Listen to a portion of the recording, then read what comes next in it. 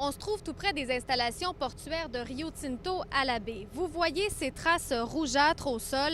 Il y en a dans la rue et c'est encore pire même dans ce stationnement. Eh bien, c'est de la bauxite qui se propage parce que Rio Tinto utilise toujours des camions pour décharger ses navires de bauxite plutôt que son convoyeur qui a été endommagé par le feu à la fin du mois de juin. C'est une solution temporaire, mais force est de constater que le problème n'est toujours pas réglé près d'un mois après cet incendie.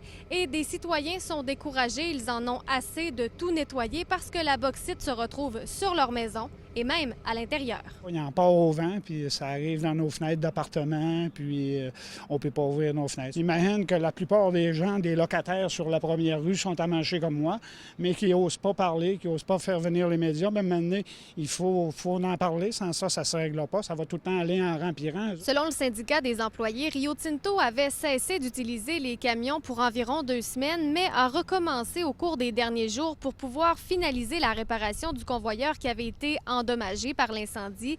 La bonne nouvelle, c'est que la situation devrait rentrer dans l'ordre d'ici la fin de la semaine, selon Rio Tinto. Rio Tinto qui d'ailleurs précise qu'elle n'a pas reçu de plainte de citoyens et aussi qui rappelle qu'elle avait mis des mesures en place pour atténuer les impacts. On a mis en place davantage de mesures de lavage, d'abat poussière.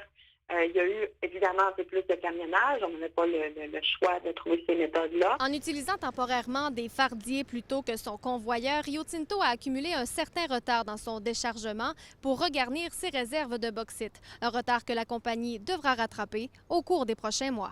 Andréana Rouge, TVA Nouvelles, Saguenay.